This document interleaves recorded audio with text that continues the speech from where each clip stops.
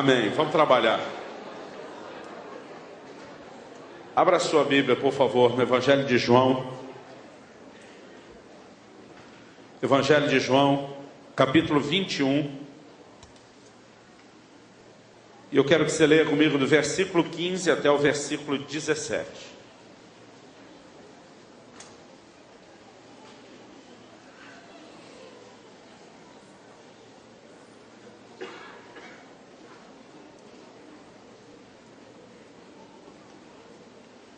Evangelho de João, capítulo 21, do versículo 15 até o 17.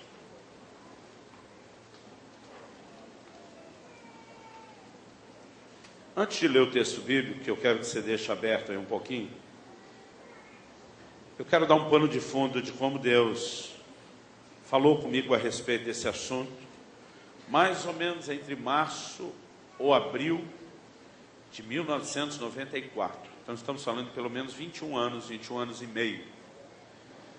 Eu estava no início do meu ministério pastoral, ainda há poucos meses no ministério pastoral. Comecei a pastorear em dezembro de 93, e antes disso eu passei alguns anos viajando e pregando como ministro itinerante.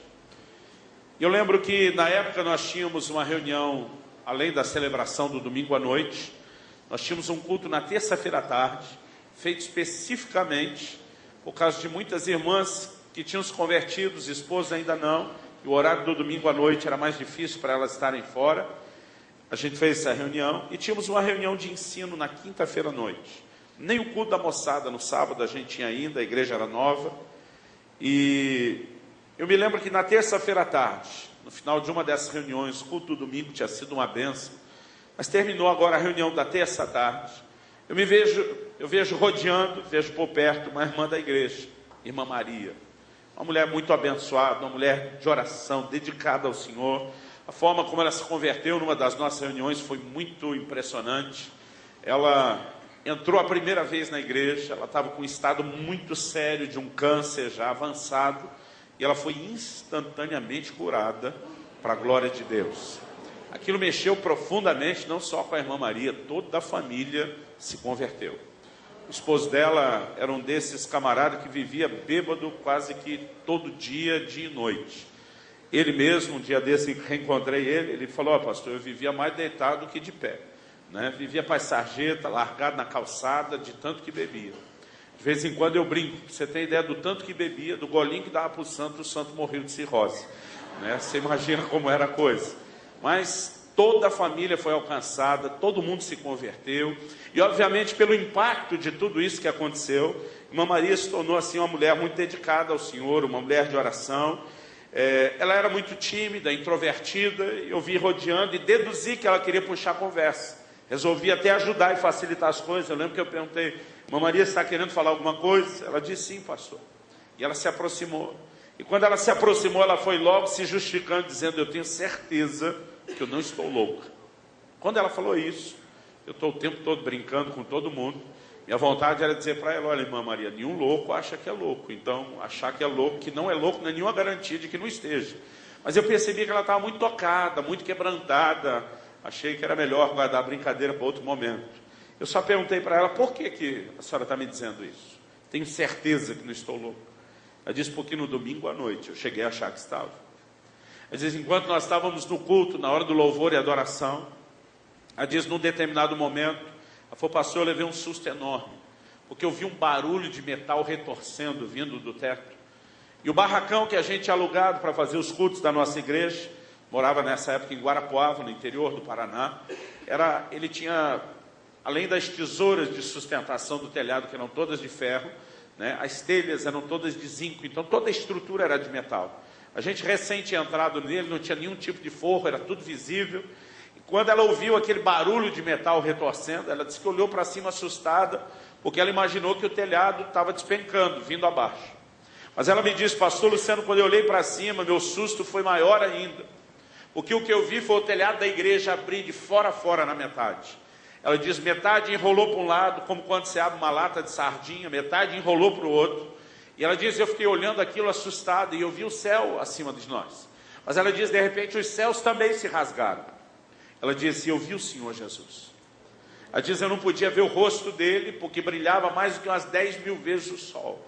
Mas ele estava rodeado de anjos. Ela diz, na hora que eu olhei para ele, instantaneamente eu sabia que era ele. Um dos braços dele estava estendido, a mão aberta. Ela diz, e quando eu vi aquela mão, ela diz, pastor, eu não vi uma cicatriz, eu vi um buraco na mão dele, como se nunca tivesse fechado a marca do cravo. Ela diz, eu sabia na hora que eu estava olhando que era ele. Ela diz, no entanto, o outro braço não estava estendido para o lado, estava estendido para frente, a mão fechada, o dedo em riste, apontando na nossa direção. Ela disse, ele fez por 3 vezes a mesma pergunta. Ela disse, quando ele falou, eu entendi por que a Bíblia compara a voz de Deus a um trovão. Ela disse, pastor, aquela voz era muito forte. Ela diz, demorou para eu entender que aquilo tudo era uma visão. Eu só ficava me perguntando, ninguém está vendo o que está acontecendo, ninguém está ouvindo o telhado abrir, essa voz de trovão falar. Ela diz, e por 3 vezes ele trovejou a seguinte pergunta, tu me amas? Tu me amas? Ela diz, e quando ele perguntou a 3ª vez, tu me amas? Ela diz, então de repente o céu se fechou, o telhado da igreja se fechou, voltou ao normal. Ela diz, foi só então que eu percebi que aquilo era uma visão. Ela diz, pastor, a princípio eu fiquei imaginando, será que eu estou louco? Ela diz, eu fui para casa, eu caí de cama. Ela diz, não que estivesse enfermo. Ela diz, meu corpo reagiu debilitado à intensidade da visão. Irmã Maria está contando tudo isso, querido. Eu sei que ela é uma pessoa séria com Deus, sei que não é de brincadeira, mas além de tudo isso, há um testemunho do Espírito Santo me pegando de jeito por dentro. Eu sei que de fato ela teve uma visão aberta do Senhor Jesus, como ela está me contando, mas eu não faço ideia do que é aquilo e nem do que é que eu tenho que fazer com aquela informação que ela está me dando. Falei para a irmã Maria a clássica frase de um crente, quando precisa de tempo, tem que pensar. Falei para ela, vamos orar. E aí eu falei na sequência uma bobagem. Falei para ela, pode ser que Deus esteja querendo falar alguma coisa. Você imagina se depois de tudo isso só pode ser que ele queira falar, quando ele resolver falar mesmo, ninguém segura, né? Mas por falta de saber o que fazer com aquilo, falei, irmã, vamos orar, pode ser que ele queira falar alguma coisa. E eu saí dali, martelando aquilo, não sabia o que fazer com aquela informação, orando, tentando entender. Era terça-feira à tarde. Então passou a terça, passou a quarta, chegou a quinta-feira. Quinta-feira eu fui fazer uma visita para uma família da igreja, no horário nobre, que era o horário do almoço. Na época era solteiro, além de fazer a obra de Deus, tinha que garantir a sobrevivência, né? Então, fui com outro pastor visitar essa família, sentamos, era para ser supostamente só um almoço de comunhão, rápido, breve, mas quando nos assentamos à mesa, eu senti falta da filha mais nova daquele casal, que era a Tássia. Na época ela estava com 7, no máximo 8 anos, se tivesse. Perguntei para eles, cadê a Tássia? A mãe disse, não vem, ela está lá no quarto, mas não vai vir almoçar com a gente não. Minha primeira pergunta de estar no quarto, não vem, foi, está de castigo? A mãe disse, não. A mãe disse, ela teve um sonho. E desde a hora que ela acordou hoje cedo, ela está muito emocionada. Tudo que essa menina consegue fazer é orar e chorar, ela não faz outra coisa. A mãe disse, ela não foi nem para a escola. Irmão, a criança de 7, 8 anos não querer ir para a escola, eu entendo. Mas não querer nem almoçar. Orando e chorando desde a hora que acordou, não me diga você que isso é comum, que não é. Eu perguntei para a mãe o que é que ela sonhou. A mãe disse, olha, cada vez que ela tenta contar, ela chora. Mas juntando os pedaços do que eu ouvi até agora, foi mais ou menos o seguinte. Ela sonhou que nós estávamos lá num culto na comunidade, terminou o louvor, o senhor subiu para pregar. Ela disse, a hora que o senhor subiu a plataforma, de repente o telhado da igreja se abriu no meio. Pensei, vai começar tudo de novo. Ela diz, o telhado se abriu e minha filha viu o Senhor Jesus.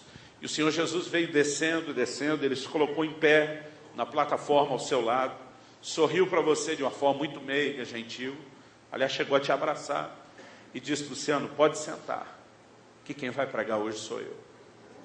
Quando aquela mãe falou aquilo, eu ainda quis fazer uma onda e brincar um pouquinho. Falei, por que sua filha está tão emocionada que eu não vou pregar? Né? A mãe falou, não, a emoção dela não tem nada a ver com quem prega. Ela diz o tempo todo o seguinte, diz, mãe, eu nunca vi tanto amor nos olhos de alguém como eu vi nos olhos de Jesus. Aquela mãe emocionada dizia, pastor, isso não pode ser um sonho qualquer. Eu nunca vi minha filha debaixo de um impacto espiritual como ela está. Irmão, eu não tive o sonho de ouvir a mãe contando os pedaços, não era nem a menina. Eu já estava naquele momento no estado que eu não consigo te descrever. O Espírito Santo me pegou por dentro de uma forma que eu não consigo explicar, mas a minha oração é que Ele te pegue também hoje. Eu saí daquele lugar atônito, eu acabei de almoçar o mais rápido que pude, eu lembro que eu fui para casa, só passei pela porta do apartamento, já me estirei no chão da sala, e eu comecei ali prostrado, a orar, a chorar, falei, Deus, eu não sei o que está acontecendo, todo mundo resolveu ver Jesus essa semana. Falei, isso não é o tipo de coisa que acontece toda hora. Irmão, eu nunca vi isso antes, nunca vi isso depois. Estou falando de 20, quase 21 anos atrás. 21 anos e meio atrás.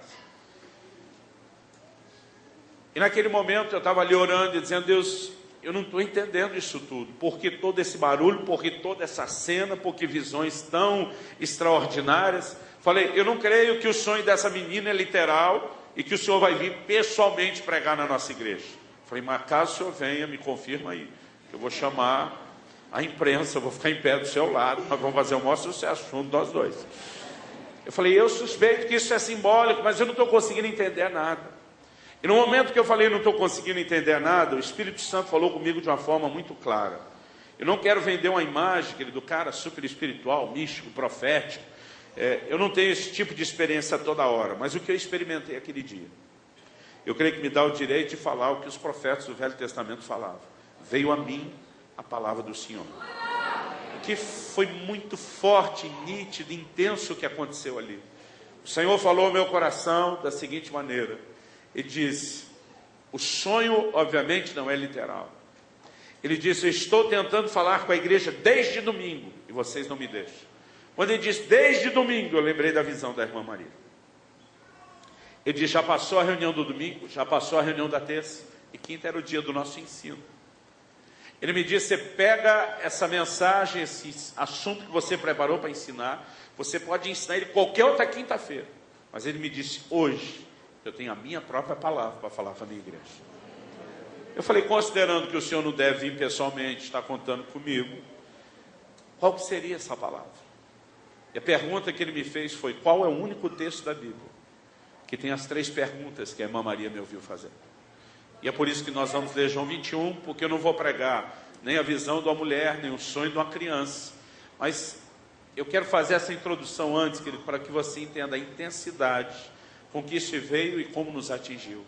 Desde então, há 21 anos, esse assunto tem sido uma das coisas que mais marcaram a minha vida. E é o que eu sinto que eu devo compartilhar com vocês hoje. Vamos ler juntos. João 21, de 15 a 17. Diz assim, depois de terem comido, perguntou Jesus a Simão Pedro, Simão, filho de João, amas-me mais do que esses outros?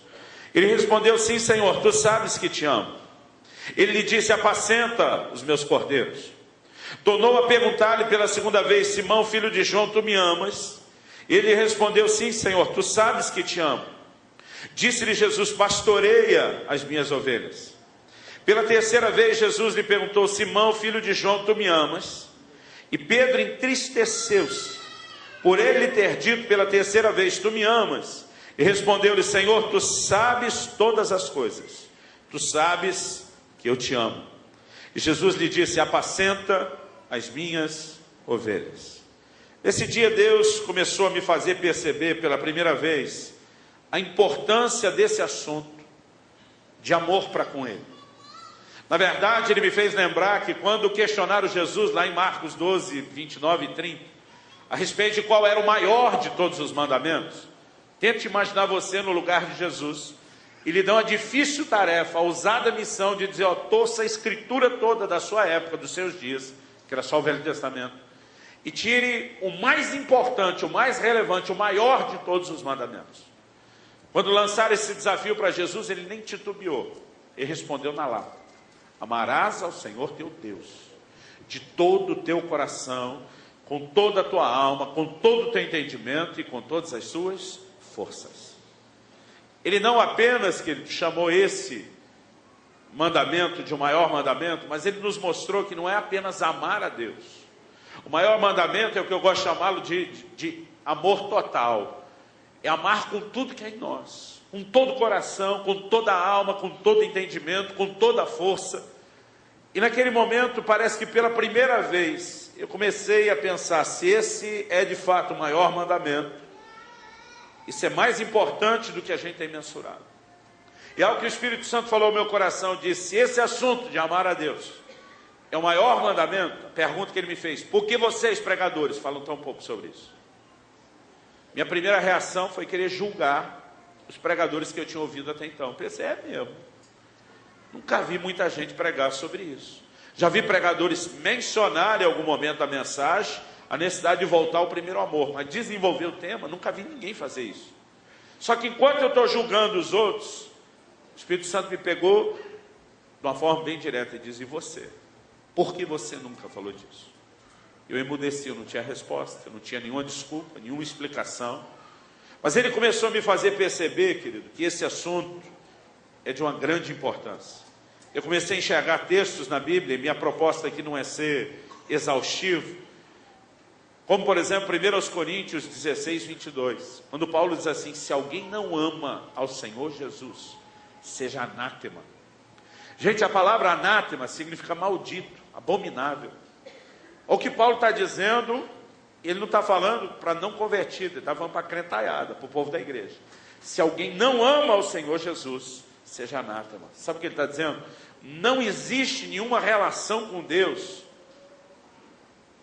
a não ser uma relação baseada em amor. Se qualquer um de vocês está tentando viver nesse lugar sem ser uma relação por amor, ele está dizendo que você está cortado de toda a bênção.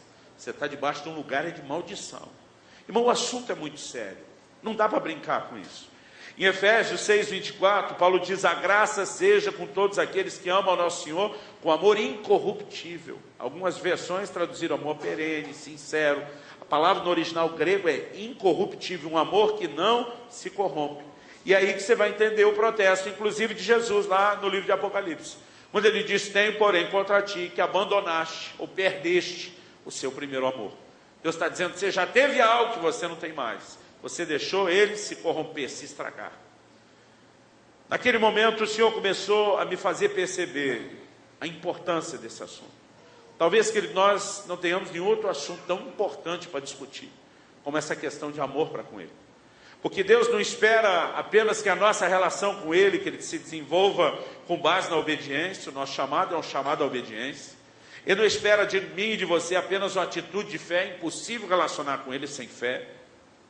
Mas o que ele estabeleceu e definiu como o maior de todos os mandamentos é que nós devemos amá-lo, e não só amá-lo, mas amá-lo com tudo que é em nós. Agora, nós precisamos entender, quando Jesus aborda esse assunto com Pedro, aonde ele quer chegar. A primeira questão que eu acho que a gente pode entender aqui é o que a gente poderia colocar aqui como a razão das perguntas que Jesus faz.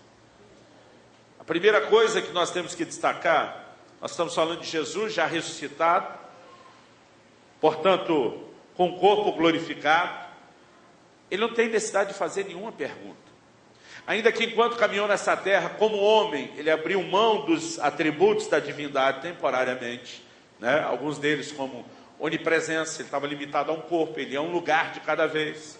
Onisciência, a Bíblia diz que ele crescia em conhecimento e sabedoria diante de Deus dos homens. Onipotência, a Bíblia diz que Deus ungiu com o Espírito Santo e poder, para ele poder realizar o seu ministério. Jesus não realizou seu ministério como Deus. Ele realizou como homem ungido pelo Espírito Santo. Senão não faria sentido ele dizer: quem crê em mim fará as obras que eu faço e até maiores. Se ele fez como Deus, nós jamais poderíamos fazer o que ele fez. Mas justamente porque ele fez como homem ungido pelo Espírito Santo, nós podemos fazer o que ele fez.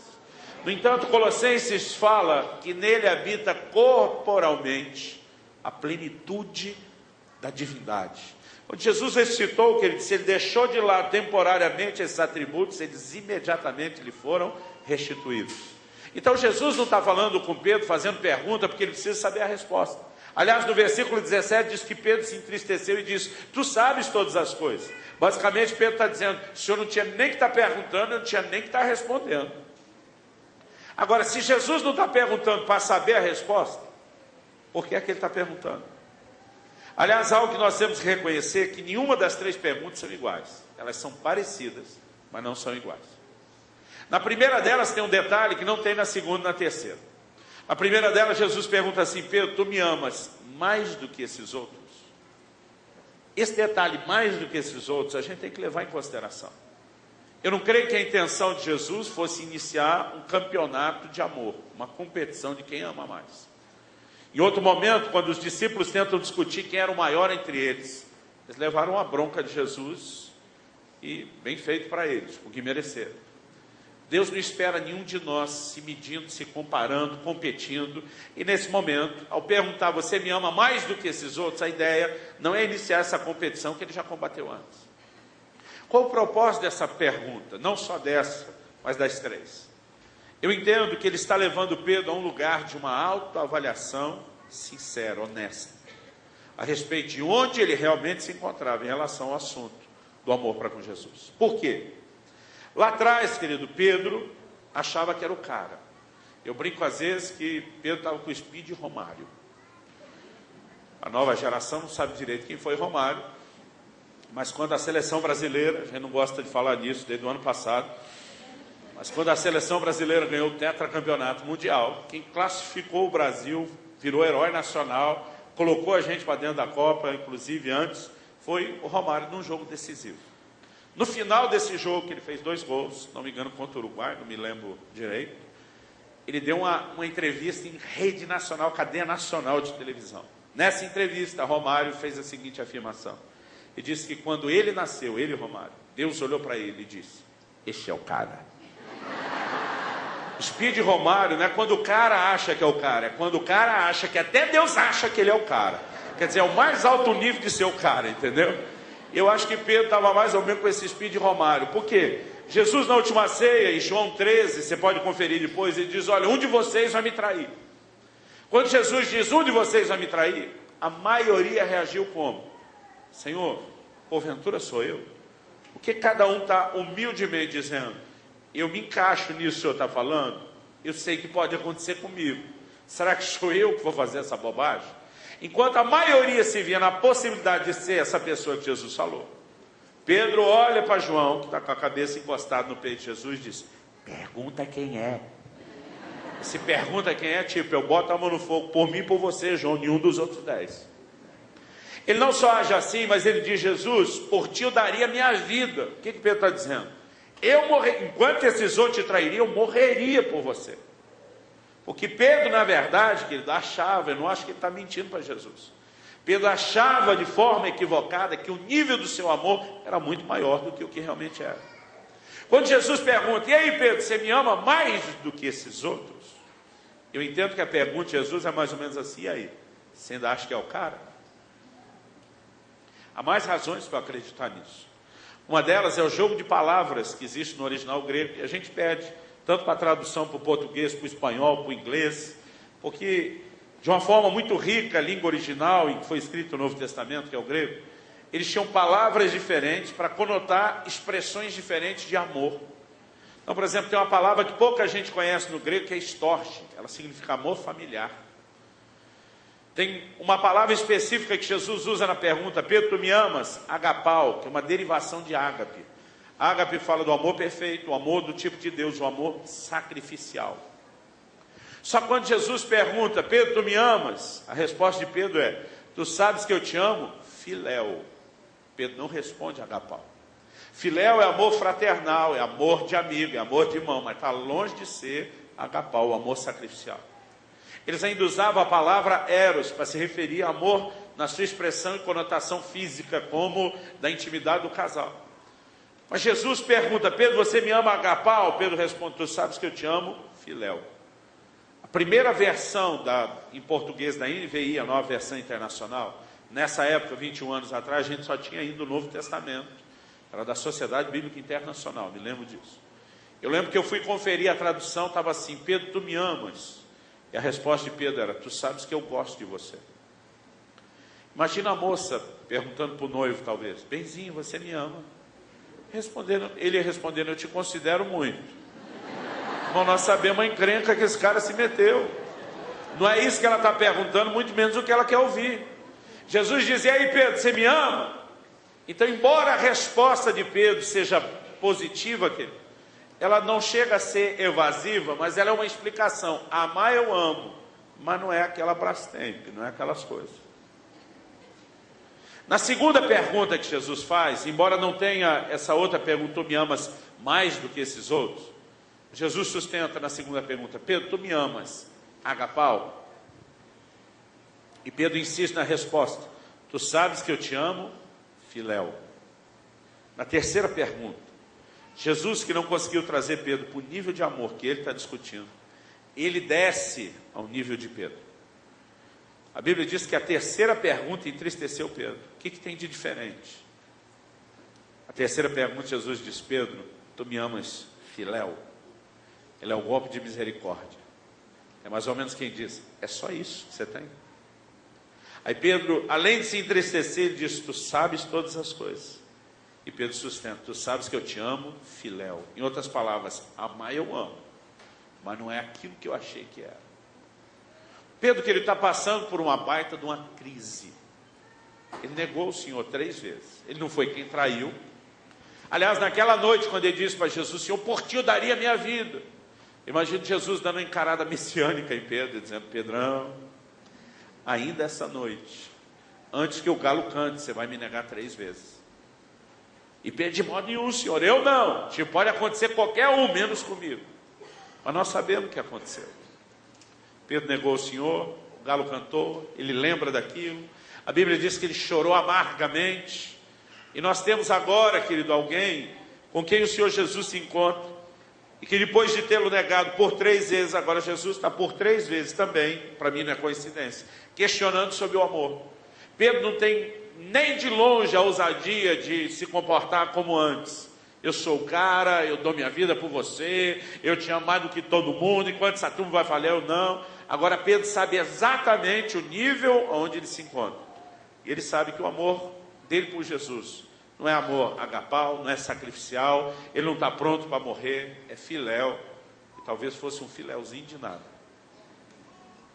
Eu acredito que todos nós que precisamos de tempos em tempos passar também por uma autoavaliação sincera. Sabe por que é fácil a gente se enganar? Eu me lembro da minha adolescência. O pior é que ninguém nem fez um apelo para isso. Eu, no final de um culto, depois de uma pregação abençoada, saí do meu lugar, levantei, vim para frente, dobrei meu joelho no altar, como a gente chamava na época, e falei, Deus, estou me oferecendo, me consagrando para ser um mártir da causa do Evangelho. Quero morrer no campo missionário, estou aqui para doar minha vida. E o pior é que ninguém nem pediu. E lá fui eu, achando que meu nível de amor para com Jesus já estava nesse ponto, de dizer, eu morro por você. Mas a verdade é que esse dia, querido, enquanto eu estou percebendo Deus falar a respeito de Pedro e do estado do amor de Pedro, eu confesso que meu coração, ele se sentiu totalmente exposto, revelado, e eu consegui enxergar a realidade do meu íntimo. E naquele dia, irmão, eu não consigo descrever para você o quanto eu chorei, o quanto aquilo me doeu. Mas eu confesso que eu enxerguei que meu amor para com Jesus também não era aquela brastêmica. Eu consegui enxergar que muitas vezes a gente é bom na fala, é bom no discurso, mas querido, quando o Espírito Santo entra trazendo luz, não adianta você querer esconder as coisas. A reação é dizer com Pedro, tu sabes todas as coisas. E naquele dia eu chorei foi muito. Aliás, fiquei quase depressivo no primeiro ponto da mensagem. Eu pensei, já está ruim assim no começo, até o fim ele me mata. Mas a segunda coisa que ele falou comigo me levantou, me deu um gás. Eu espero que isso te fortaleça, porque você, como eu, vai descobrir que nenhum de nós ainda está no ponto que deveria. Nós precisamos crescer em relação ao nosso amor para com o Senhor. Mas a segunda coisa que eu entendi nesse dia, nesse texto, é que o nosso amor pode crescer. Irmão Pedro está debaixo de culpa, de condenação. A Bíblia diz que ele chorou amargamente depois de ter negado o Senhor. Não é um choro qualquer. E alguns indícios que a gente pega nas entrelinhas me faz acreditar que Pedro tinha desistido do ministério. Um deles é o próprio fato de que ele voltou a pescar. Mas esse ainda é subjetivo. Em Marcos 16, quando o anjo aparece para as mulheres que vão no túmulo já vazio de Jesus, depois da ressurreição, o anjo diz para elas assim, ide e dizei aos discípulos e a Pedro que ele vai adiante de vós. Pedro é o único mencionado pelo nome. Diga aos discípulos e a Pedro. Ué, se Pedro é um dos discípulos como todo mundo, que não só diga aos discípulos. Nessa altura do campeonato, querido, Jesus manda um recadinho especial. Ele diz, diga para todos os discípulos e para Pedro. Sabe o que ele está dizendo por trás desse Pedro? Pedro, eu não desisti de você. Pedro, eu sei que você falhou, eu sei que você fracassou, mas eu não estou te descartando. Aqui ele está perguntando, Pedro, você me ama agapau? Pedro diz, amo não, é só filéu. Sabe que Jesus diz, apacenta minhas ovelhas. Ele está dizendo, Pedro, eu não desisti de você, eu não abro mão de você. Aliás, deixa eu te dizer algo, anos atrás, quando me mudei para o Paraná, eu cresci no estado de São Paulo, no que eu chamo no meio da selva de pedra. E quando me mudei para o Paraná, já com meus 20 anos de idade, foi que eu comecei a ter contato com a lavoura, com a agricultura, algumas dessas coisas que antes eu não conhecia.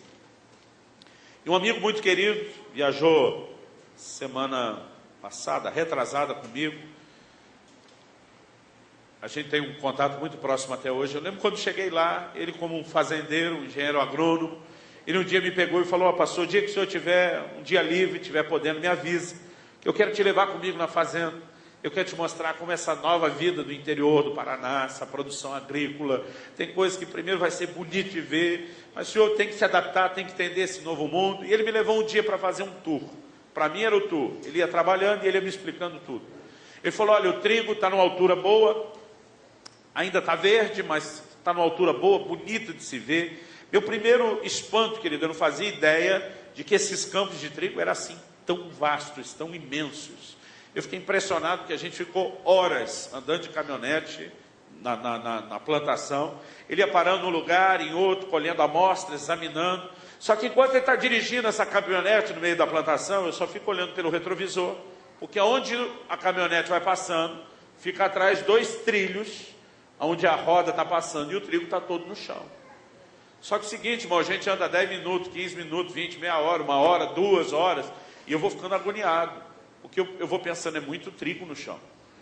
Aí eu fiz a pergunta para ele, você faz isso todo dia, de ficar andando na plantação? Ele falou, todo dia. Tem que ficar avaliando, colhendo amostras, percebendo como está. Quando ele falou que fazia isso todo dia, irmão, eu já pensei quanto trigo. Eu falei, daqui a pouco não vai ter mais trigo. Quando falei isso, ele começou a rir, parou a caminhonete. Eu brinco que se fosse hoje, teria dito, sabe de nada, inocente. Ele parou a caminhonete, começou a rir, falou, pastor, desce do carro.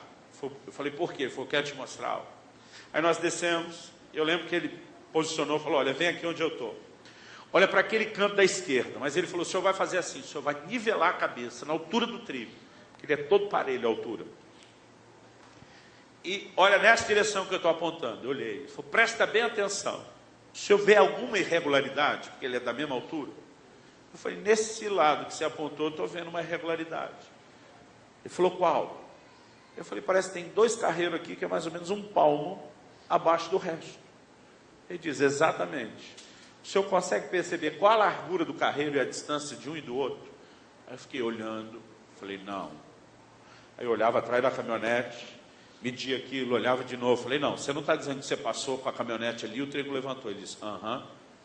Eu falei, cara, esse negócio pesa mais de 1 tonelada, essa caminhonete. É impossível esse trigo levantar. Ele falou, pastor, olha aqui para trás. Aqui o senhor não precisa nem medir muito. Tinha um lugar que era mais de 2 palmos, que ele estava abaixo ainda. Ele falou, lá eu passei há 2 semanas, aqui faz 1 semana. Minha cabeça parece que explodiu. Eu não conseguia aceitar a ideia de que uma caminhonete daquele peso, passando em cima do trigo, o trigo pudesse levantar. Eu falei para ele, é impossível esse negócio levantar. Ele falou, só tem um jeito de ser impossível. Aí ele agachou atrás da caminhonete. Ele falou, vem cá. Pegou um desses trigos, que a caminhonete tinha passado em cima, estava no chão. Ele falou, o único jeito de ser impossível é esse. Com 2 dedos. Ele falou, é se você pegar aqui, onde o caule, onde a cana quebrou, e esmagar. Aí ele fez assim com o dedo. Quando ele deu uma mexidinha com o dedo, ele falou, esse não levanta mais. Naquele momento, querido, pela primeira vez eu entendi a profecia de Isaías. Ele não esmagará a cana quebrada. Sabe o que o texto está dizendo? Não importa o que te atropelou no caminho, ele não vai roubar de você a esperança de restauração, de se levantar novamente. E a ideia de Jesus, querido, glória a Deus.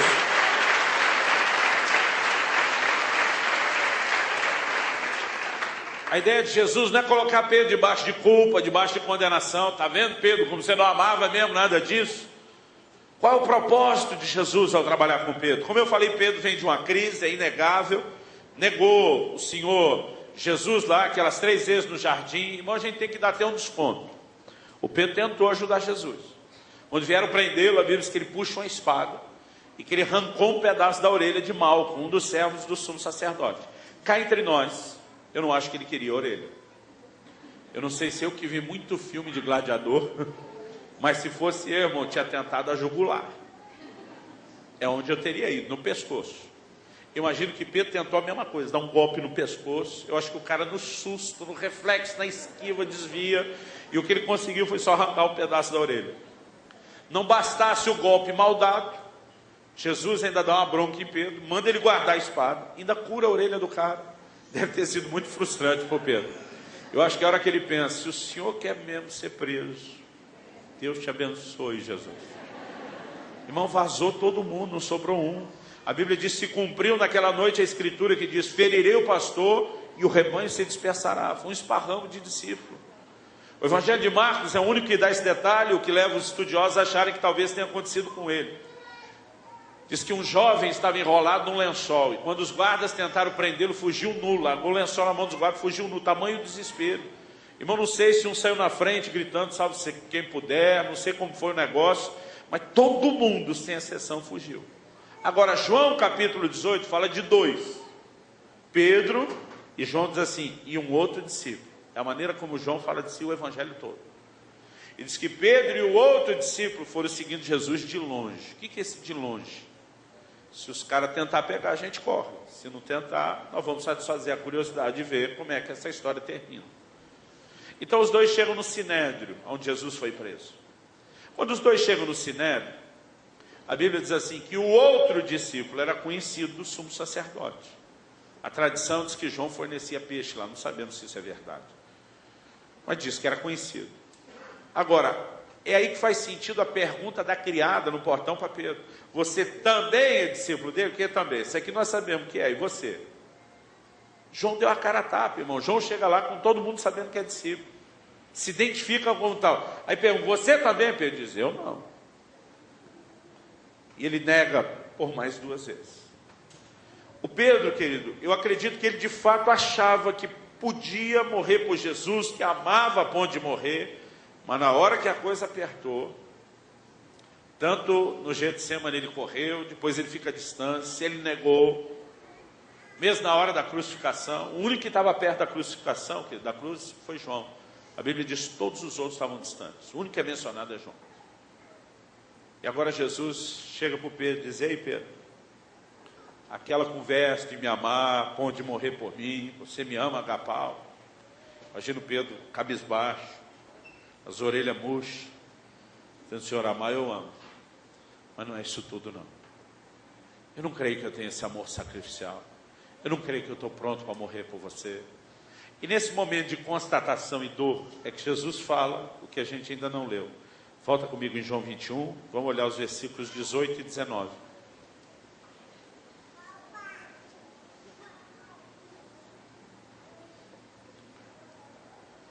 O texto diz assim, em verdade te digo, que quando eras mais moço, tu te cingias a ti mesmo e andavas por onde querias.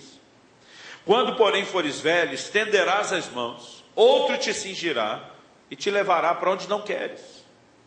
Disse isso para significar com que gênero de morte Pedro havia de glorificar a Deus. E depois de assim falar, acrescentou-lhe, segue-me. Durante muito tempo eu li o versículo 18 e ficava pensando, é mistério. O que será que Deus está falando aqui?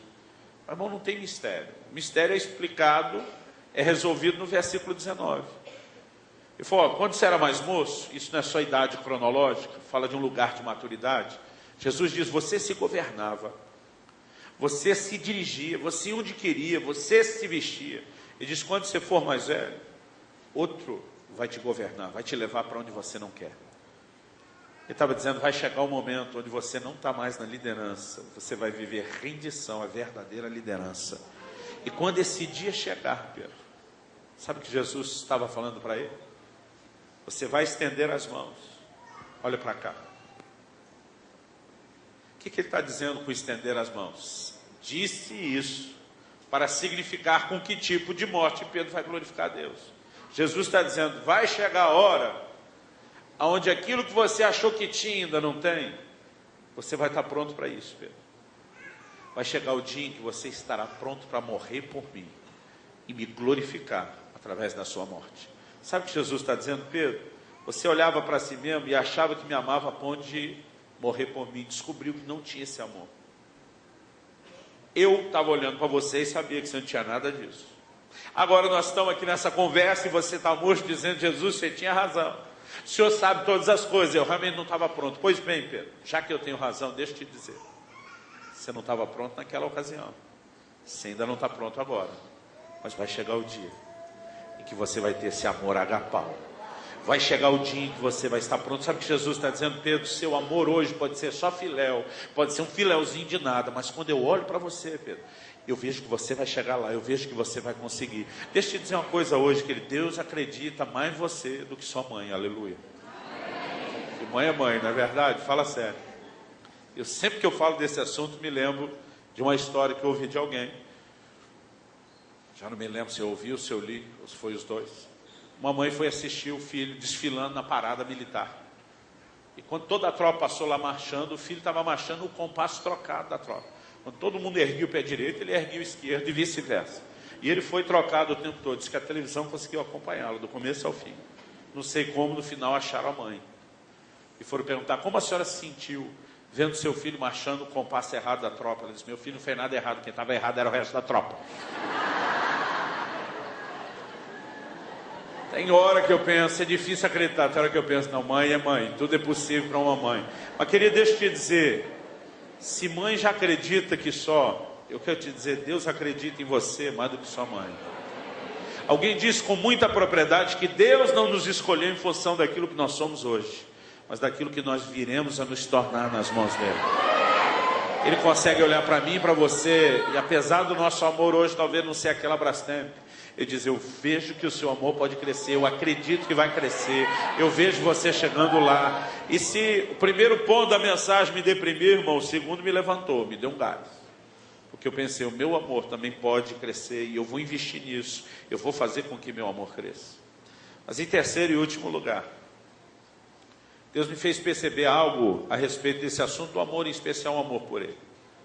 Cada vez que Jesus pergunta, Pedro, tu me amas? E Pedro responde, sim, tu sabes que eu te amo. Jesus diz o que para ele? Apacenta as minhas ovelhas. A palavra de Deus diz em 1 de João 3,18, amados, não amemos de palavra nem de língua, mas de fato e de verdade. Se em primeiro lugar eu percebo a necessidade de uma autoavaliação sincera, se em segundo lugar eu percebo que o amor pode crescer, em terceiro lugar eu entendo a partir desse texto que o amor não se expressa só com palavras. Graças a Deus, nós somos parte de uma geração que nas últimas décadas fala mais de amor por Jesus, canta mais sobre isso, do que talvez as gerações antes de nós. Mas não basta apenas falar e cantar que a gente ama. Nossas ações precisam fazer coro com as nossas palavras. Basicamente, Jesus está dizendo, Pedro, você me ama? Ó, se eu amar, eu amo, naquela Brastemp, tal, eu amo. E diz, apacenta as minhas ovelhas. Sabe o que Jesus está dizendo? Pedro, se você me ama, ame aqueles que eu amo. Em outras palavras, ele diz, você quer demonstrar seu amor por mim? Trabalhe. Não apenas fale que me ama, trabalhe. A igreja tem vivido uma grande crise atualmente. Eu sou parte de uma geração, querido, que vivia e respirava serviço. Eu nasci e cresci dentro da igreja. Eu sou filho de pastor. Domingo para mim era o dia da canseira. A gente ia cedo para a escola bíblica dominical, emendava um culto. Papai atendia todo mundo, a gente fechava a igreja, pegava 2, 3 ônibus para casa. Às vezes ia chegar 2 da tarde para a mamãe ainda fazer o almoço. Era o dia de passar fome também. À tarde, às vezes, tinha visita, evangelismo, ar livre, essas coisas. À noite, outro culto. Nunca entendi, porque a gente tinha que ir em 2 cultos no domingo. Mas a gente tinha isso tudo. Mas eu sou parte de uma geração, irmão, que respirava trabalho. Quando você dizia, vamos juntar a fazer não sei o quê, não precisava falar a segunda vez. Era algo natural, comum. Agora, nós saímos do que talvez tenha sido um extremo, que todo mundo só falava de trabalho, talvez pouco em adoração, tempo com o Senhor. E a gente tem ido para o outro extremo. Em nome da desculpa de não pode ser só Marta correndo o tempo todo, tem que ser Maria, está aos pés do Senhor, e eu não vou negar o fato de que isso é verdade. Eu tenho visto uma nova geração se levantar. E me perdoe a palavra, porque quando a gente generaliza, é injusto com quem não cabe. Mas, irmão, eu tenho rodado esse Brasil todo. Literalmente ele todo, tudo quanto é estado. E eu não vou falar só do Brasil, dá para incluir, porque eu acho que isso não é nem dessa nação, é dessa geração. Eu tenho andado por muitos países. O que eu olho, e a maneira como eu olho com a lente de quem conheceu a geração anterior, é que a nova geração tem se tornado, com perdão da palavra, uma geração vagabunda. Ninguém quer trabalhar. É a lei do mínimo esforço. É uma mentalidade de consumo. O camarada entra na igreja disposto a cobrar tudo do mais alto nível. Ministério infantil, então, nem se fala. Tem que ser da melhor qualidade. Aí você diz, mas você pode ajudar a cuidar do seu filho e dos outros? Não. Vocês que fazem, faça direito. Que eu estou pagando. Irmão, a coisa está de um jeito. Um dia desse, um falou para mim no final de um culto, não gostei dessa música que vocês cantaram hoje. Falei, por acaso foi para você que nós cantamos? Irmão, agora não é mais para Deus, é para a gente. Porque assim, há uma mentalidade de consumo. E se a gente não tomar cuidado, querido, a coisa só vai ficar pior. Deixa eu te dizer algo, Jesus ainda espera que eu e você possamos ganhar pessoas para Ele, cuidar bem delas. E a melhor forma de expressar amor por Ele não é só erguer a mão na adoração e dizer, Jesus, eu te amo e te amo muito. Nós não vamos deixar de fazer isso.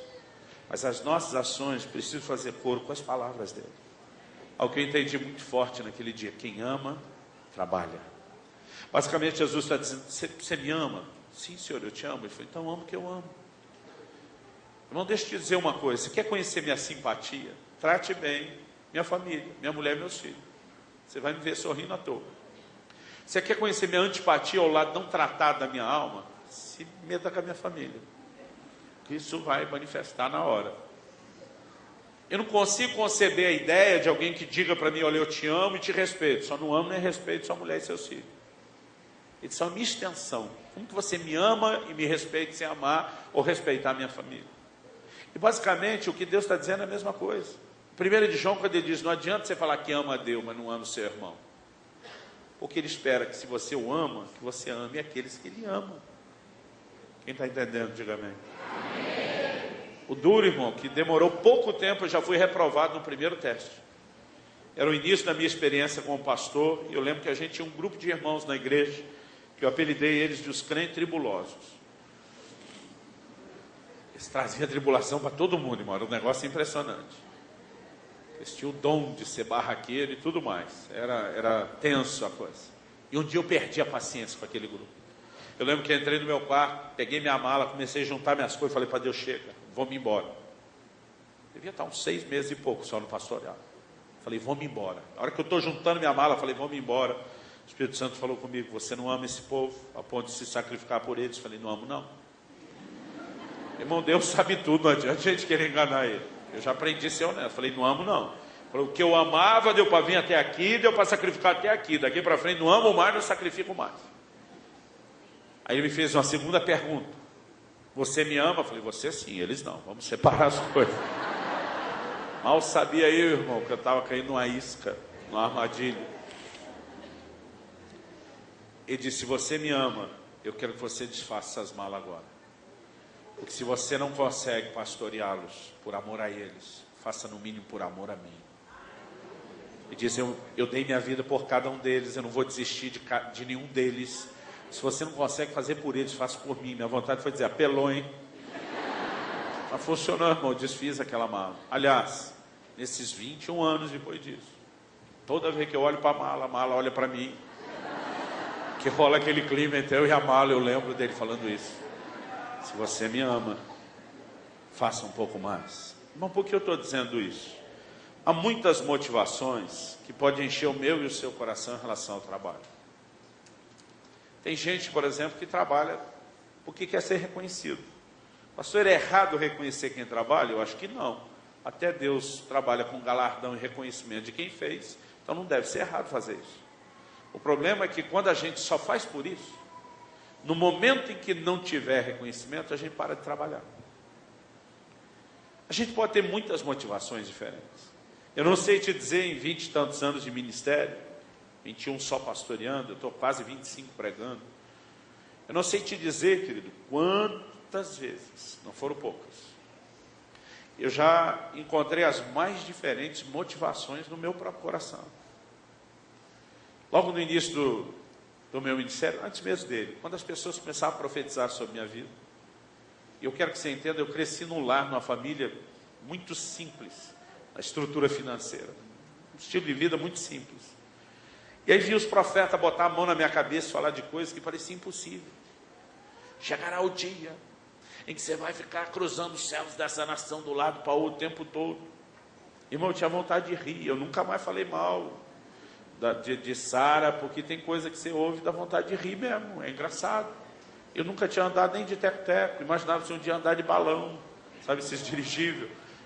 Ficar cruzando o céu da nação de avião de um tempo para o outro. Eu me lembro a primeira vez que eu voei, irmão. Eu senti até que eu era mais gente do que os outros. Eu pensava, uau! Irmão, fiquei impressionado, em primeiro lugar, com o aeroporto. Eu que só andava de rodoviária em rodoviária, olhava e dizia, não é que é limpinho. Eu ia no banheiro sem vontade, irmão, só para gastar a taxa de embarque, eu achava caro. Primeira vez que eu vou, qualquer um descobre. Tirar a foto até do bagageiro, tudo. Eu dizia, uau, esse negócio é legal. Eu fiquei fascinado, deslumbrado com aquilo. Primeira vez que eu fiquei num hotel, irmão, foi na Barra da Tijuca, no Rio de Janeiro. Eu brinquei, a barra não era essa barra toda que é hoje, mas já era uma barrinha de respeito. Irmão, primeira coisa, entrei no banheiro tomar um banho, eu ficava olhando e dizia, se é um chuveiro ou uma nave espacial. Eu nunca tinha visto um chuveiro daquele tamanho. Lá em casa era um negócio que pingava 3 coisinhas assim, ó. Em 2 minutos o papai estava batendo na porta, está gastando, a gente dizia, mas a energia está desligada, mas está gastando a água. E não é porque era muquirana não, porque a coisa estava feia mesmo. Irmão, abri aquele chuveiro, tomei um banho de 1 hora. 1 hora. Sabe o que é 1 hora? 60 minutos. Aí dei uma paradinha, irmão, porque eu estava muito cansado. Fui no quarto, peguei a banqueta plástica, voltei mais 1 hora sentado. Dizia, meu Deus, não, um chuveiro é um pai, abraça você. Quando fui dormir, a cama, irmão, ou esses boxes americanos que é comum na época, a gente malemar via em filme. Eu dizia, se o chuveiro era um pai, a cama era uma mãe, a gente pegava no colo. Irmão, já na primeira noite naquele hotel, eu já me corrompi, não fui no culto da manhã, fiquei dormindo até tarde. Fui tomar o café da manhã, irmão, foi café da manhã, almoço e janta, eu nunca tinha visto tanta comida, comia até o umbigo virar para fora. Porque tem coisa que te deslumbra, irmão. Eu cresci sem nada disso. Agora chega uma hora que nada disso importa mais. Eu me lembro de um dia que eu fui numa casa em São Paulo, eu não sei se eu chamo aquilo de uma casa ou uma pequena cidade. Ou me pegaram no aeroporto num carro que até hoje eu não sei o que era. Motorista particular de cap, eu no banco de trás. Uau! Entraram aquele casarão assim. O motorista parou, abriu minha porta, eu desci. Aí estava marido e mulher na entrada da casa, casa gigante. Do lado deles, 2 empregadas uniformizadas, parecia coisa de filme. Aí me receberam formalmente, queremos te dar as boas-vindas. Aí um deles me disse, enquanto o senhor estiver debaixo do meu teto, o que desejar a sua alma, eu contratei essas 2 cozinheiras em tempo integral para lhe servir e cozinhar para você. Eu, sério? Ainda fez questão de me dizer assim, estamos em São Paulo. O paulista gosta disso. Não estou falando apenas de qualquer culinária do Brasil, qualquer culinária do mundo. Eu falei, meu Deus do céu. Eu já na hora, irmão, larguei a mala ali, falei, já posso escolher o cardápio amanhã? Aí falei para a cozinheira, olha, a senhora vai anotar ou vai guardar de cabeça? Ela, pode falar, senhor. A mulher era tão fina, irmão, que eu fiquei com vergonha da empregada. Aí eu fiz um drama, falei, olha, então para amanhã vou querer para o almoço arroz, feijão. Falei, feijão, eu já estava estranhando. E ovo. Falei, ovo, ela me olhou com os olhos arregalados, foi isso aí, zoião instalado, que nem o olho da senhora. Na hora que eu falei isso, o dono da casa falou, pastor, o senhor não está entendendo. Eu falei, quem não está entendendo é você. O senhor não falou que desejar a minha alma? Falou, é. Falei, se o senhor queria fazer a média, já fez, já me impressionou com isso tudo. Agora, o que minha alma quer? Arroz, feijão e ovo. A mulher olhou para mim com a cara de dó, pensando, para que esse cara gastou esse dinheiro todo com a gente? Eu lembro que ela falou assim, mas só isso. Falei, bota uma rúcula, pronto. Irmão, nem eu acreditava que eu estava fazendo aquilo. Mas eu falei para o dono da casa, falei, eu não aguento mais comer tanta frescura que me dão, em tanto lugar.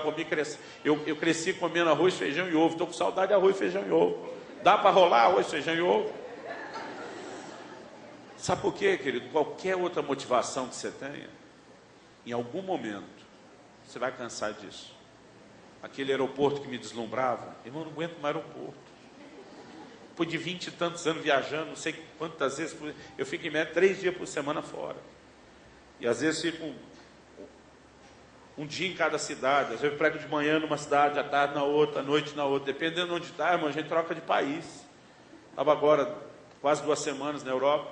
Eu lembro que no primeiro domingo eu me iniciei de manhã na Itália, à noite na Suíça e fomos dormir na França. E lá é que nem a gente trocar de cidade aqui. Então eu não aguento. Aí tem hora, irmão, e principalmente quando pega um aeroporto que nem aqui do Galeão, meu Deus do céu, que anuncia aqueles voos com aquela voz gravada. Voo 3, 8, 2, quarto, aquilo, mas me irrita, que eu fico me segurando, eu tenho vontade de gritar, fala direito! Outro dia alguém falou, não, é que é gravado. Eu falei, eu sei que é gravado, mas não precisava ser tão irritante desse jeito. Eu não aguento mais check-in, não aguento avião, não aguento aeroporto. Porque chega uma hora que nada disso te empolga. Sabe o que eu descobri? A única motivação que vai durar. Irmão, eu tenho uma mulher que eu amo. Outro dia eu conversei com um pastor. Falei, cara, eu vi que você está viajando mais. Você está quase um ministro itinerante. Eu falei, não, é que minha sogra veio morar em casa. Aí, se era verdade ou não, irmão, só Deus vai saber. Mas eu acho que era brincadeira.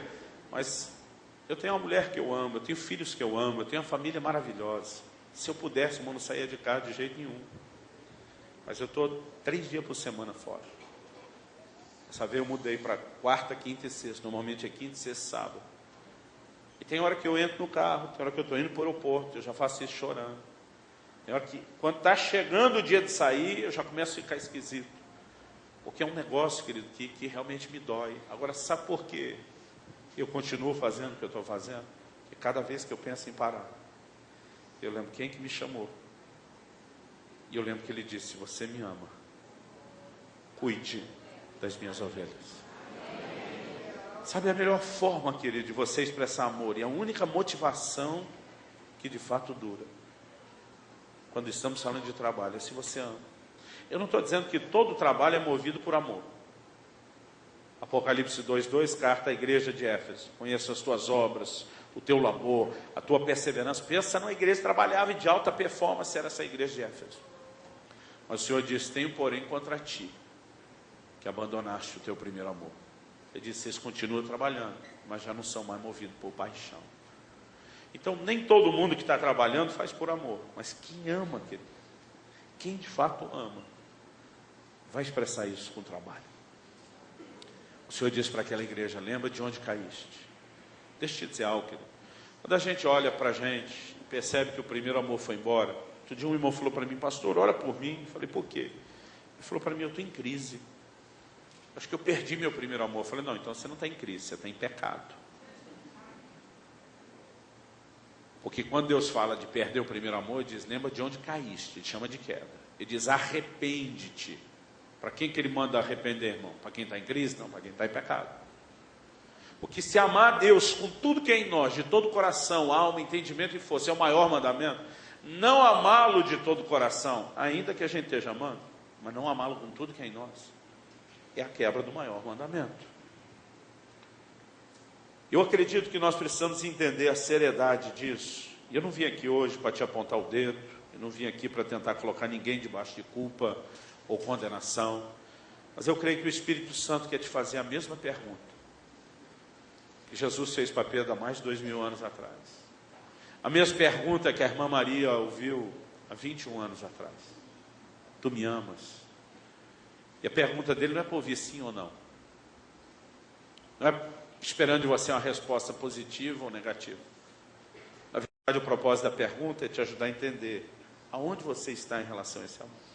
Talvez esse terceiro ponto que a gente falou, quem ama trabalho, seja um excelente termômetro para você se avaliar, lá no primeiro ponto, onde você está, qual a sua disposição. Quando alguém te encoraja, diz, olha, nós vamos ganhar pessoas, nós vamos discipular. Quando alguém fala de trabalho, quando alguém fala de céu, qual a sua reação? Outro dia eu ouvi falou, pastor, eu não posso ouvir falar de trabalho. Eu falei, o seu caso está sério, irmão. Agora, talvez seja também um termômetro para a gente avaliar o segundo ponto, se o amor está crescendo ou não. Qual a minha disposição e qual a minha motivação de trabalho? Mas eu vou repetir, se você olhar para si mesmo e perceber que não está onde deveria, não significa que Jesus com isso está dizendo, infelizmente não dá. Eu acredito que Ele consegue olhar para mim e para você e dizer, eu quero mostrar que você ainda não está, onde deveria. Mas eu quero te encorajar a chegar lá.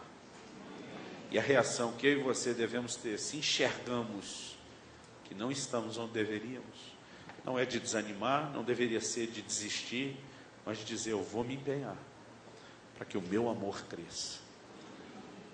Eu vou me empenhar para demonstrar isso de todas as formas, inclusive trabalhando, inclusive servindo. Agora, quando eu e você percebemos isso, e aqui é para concluir mesmo, qual é o conselho dele? Ele diz assim, lembra-te de onde caíste, arrepende-te e volta à prática das primeiras obras. Quando ele diz, lembra de onde caíste, irmão, esse negócio mexe comigo, mexe e mexe para valer. Porque Deus não apela para o senso de obrigação. Apesar de ser o maior mandamento, ele diz, você tem que me amar, hein? É o mandamento que você me ama, vai ter que cumprir. Porque ainda que seja uma obrigação que a gente tem, a obrigação tem que ser realizada só com senso de obrigação. Por exemplo, eu como marido, e cada um dos que são casados aqui, como marido, os homens têm um mandamento bíblico. Deus diz, marido, ame a sua esposa. Eu fiz esse mês 20 anos de casado. Agora eu fico imaginando, se cada manhã que eu acordasse, eu olhasse para minha esposa e dissesse, pois é, Deus mandou te amar, né? Fazer o quê? Não estou aqui para cumprir meu papel. Isso não tinha durado, esses 20 anos nunca. Porque ainda que seja um mandamento, eu não preciso cumpri-lo só com o senso de obrigação. Eu posso fazer isso com prazer. Eu posso fazer isso com alegria. Quem está entendendo? A mesma coisa com Deus, querido. Não é apenas uma obrigação, é um prazer que eu e você podemos ter. Quando Deus diz, lembra de onde você caiu, sabe para que eu acho que Ele está apelando? Saudade, memória. E muitos anos atrás eu tive uma experiência que me fez entender isso. Eu, quando adolescente, no início da juventude, eu gastei muito tempo trancado no meu quarto orando. Eu lembro que eu entrava no meu emprego, meio-dia eu trabalhava num banco, saía entre 6 e 7 para ir direto para a escola. Minhas manhãs eram livres. Eu me disciplinei para toda manhã, das 7 às 11, eu ficar trancado no meu quarto orando.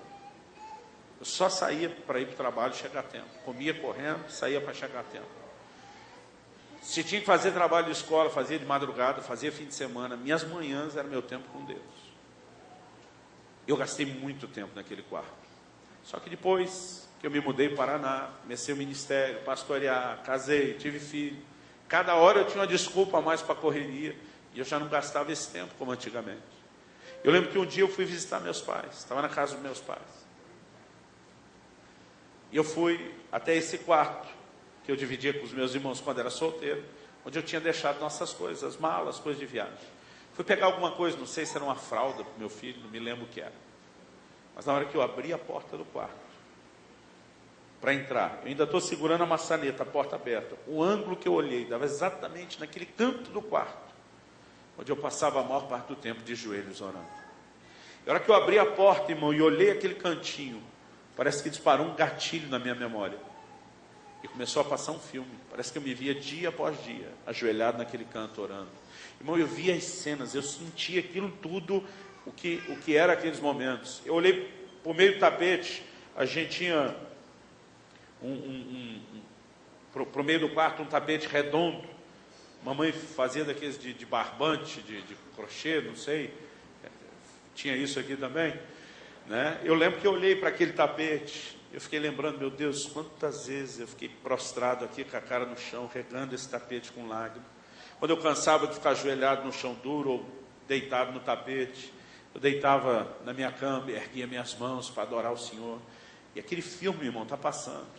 Eu estou ali parado, segurando ainda a maçaneta, assistindo aquilo tudo, lembrando daquilo tudo. Mas era como se fosse um filme passando na minha frente. A hora que eu percebo, tem lágrimas correndo pelo meu rosto.